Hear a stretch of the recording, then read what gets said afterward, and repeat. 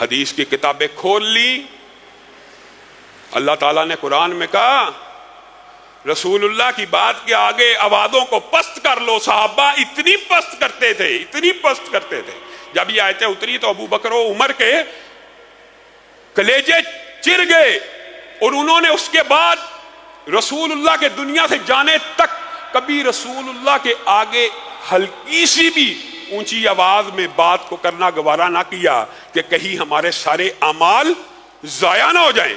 رسول اللہ سے اونچی آواز کرنے سے اگر اعمال ضائع ہو جاتے ہیں تو رسول اللہ کی ساری احادیث پڑھ لینے کے بعد سمجھ آ گئی عمل رسول اللہ کا ہے، عمل رسول اللہ کا سمجھ آ جائے، شرح صدر بھی ہو گیا حدیث صحیح ہے، پھر آوازوں کو بلند کر دیا جائے کہ میں نہیں مانتا، میرے امام نے نہیں مانا، میں نہیں مانتا، میرا مولوی نہیں مانتا، میں نہیں مانتا، میرا فقیہ نہیں مانتا، میں نہیں مانتا، میرا مجتہد نہیں مانتا. یہ آواز کو بلند کرنا آپ نہیں سمجھتے. یہ رسول اللہ کی حدیث کی، اور رسول اللہ صلی اللہ علیہ وسلم کی حدیث کو ضمنی طور پہ بات آئی ہے تو بات سمجھ، ہم نے کیا سمجھا ہے؟ صحابہ نے سمجھا. آپ نے رسول اللہ کے فرامین کو کچھ نہیں سمجھا، میں نے بھی کچھ نہیں سمجھا. ایک سنت کو چھوڑ دینے سے 40 سال کا فتویٰ صحابی رسول کو ہے، ایک سنت کو چھوڑ دینے سے. قربانی گزری ہے، لوگوں نے مسائل کا انبار لگا دیا، اور اچھی بات ہے، پوچھنا چاہیے، طنز نہیں ہے. کان کٹا ہوا ہے، آدھا کٹا ہوا ہے، سینگ اتنا کٹا ہوا ہے، یہ ہو گیا، کھر میں یہ پرابلم ہے. قربانی بے عیب ہونی چاہیے، ہونی چاہیے.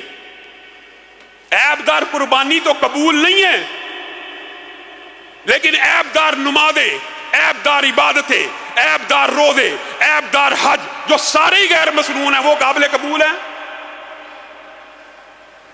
عجیب فلسفہ ہے. قربانی عیب دار نہیں ہونی چاہیے، باقی ہر چیز عیب دار ہو جائے. قربانی عیب دار نہ ہو، رزق تیرا چاہے سارا حرام کا ہو، قربانی میں عیب نہ ہو، رزق میں سارے کا سارا عیب ہو. اپنی اصلاح کیجیے اعمال کی. وہ عمل جس کے اوپر مہر نبوت موجود نہیں ہے، چاہے تو حاجی، نمازی، ولی اللہ، جتنا مرضی بڑا بن جا. اپنے آپ کو بھی کہہ رہا ہوں، چاہے بندہ لوگ علامہ کہیں، اگر عمل وہ کیا نیکی کی نیت سے جس کے اوپر مہر نبوت نہیں ہے، اللہ کی قسم قبول ہونا تو دور کی بات ہے، باعث گناہ ہے، باعث گناہ ہے. لوگ کہتے ہیں حرج کیا، ہم کہتے ہیں باعث گناہ ہے. حرج کیا ہے؟ باعث گناہ ہے. 2 سجدوں کی جگہ 3 سجدے کرو، نماز تو قبول نہیں ہونی، تو حرج نہیں ہے کہ اس تیسرے سجدے کا گناہ بھی ملے گا غیر مسنون ہونے کی وجہ سے. عقل کو ہاتھ مارو. رسول اللہ صلی اللہ علیہ وسلم کے صحابہ ابو بردہ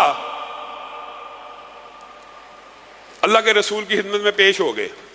کہا اے اللہ کے رسول، آج عید کا دن تھا، صبح صبح میں نے محلے میں دیکھا غریب غربا بہت زیادہ ہیں. فجر کی نماز پڑھی، اپنی بکری کو لایا، اس کے گلے کے اوپر چھری کو چلا دیا. سب سے پہلے ابو بردہ کی بکری غریب لوگوں کے گھروں میں جائے، ان کے منہ میں پہلا نوالا ابو بردہ کی بکری کا ہو. ابو بردہ کو اجر و ثواب بھی ملے، اور یہ نیت بھی نیک ہے اور عمل بھی صالح ہے کہ لوگوں کو کھانا کھلایا جا رہا ہے. ہر چیز شرائط بظاہر پوری نظر آ رہی ہیں. رسول اللہ صلی اللہ علیہ وسلم نے کہا ابو بردہ، تو نے بکری قربانی کے نیت سے اگر کی ہے تو سن لے، یہ بکری قربانی کی نیت سے لگی نہیں ہے، یہ تیری طرف سے مسلمانوں کے اوپر صدقہ تو ہو سکتا ہے، قربانی نہیں ہو سکتی. اللہ کے رسول وجہ ساری نیتیں درست ہیں. نیت نیک ہے، نیت نیک ہے تو جو مرضی کرتے جاؤ، جو مرضی کرتے جاؤ. نیکی کا عمل کل کر لو، 30 40 چہلم جو مرضی کر لو. ابو بردہ، ہماری سنت یہ ہے کہ قربانی نماز عید کے بعد کی جائے. بتائیے نماز عید پڑھنے میں کتنا وقت لگتا ہے؟ آج کل کے دور میں تو 5 منٹ میں 10 منٹ میں 2 رکعتیں ہو جاتی ہیں. ہماری سنت یہ ہے اگر آپ قربانی کرنا چاہتے ہیں, قربانی کا اجر و ثواب لینا چاہتے ہیں تو 2 رکعتیں ہمارے ساتھ پڑھیے اور اس کے بعد دوبارہ قربانی کر لیجئے. وہ جو آپ نے بکری کی ہے وہ قربانی کی بکری تو نہیں ہو سکتی, صدقے کی بکری ہو سکتی ہے, یہ مانا جا سکتا ہے. آپ نے اللہ کی راہ میں صدقہ کیا لیکن وہ قربانی نہیں. صرف 5-7 منٹ کے فرق سے رسول اللہ صلی اللہ علیہ وسلم کی اتباع میں اتنی سی 5 منٹ کی آگے پیچھے ہو جائے تو عمل قابل قبول نہیں ہے.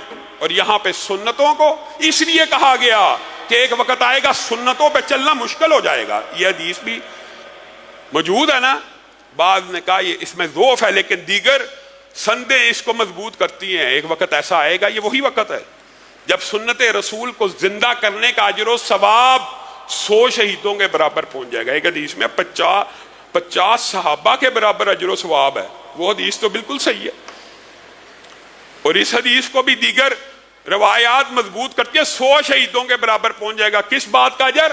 ایک سنت کو, فرض کی بات نہیں ہو رہی.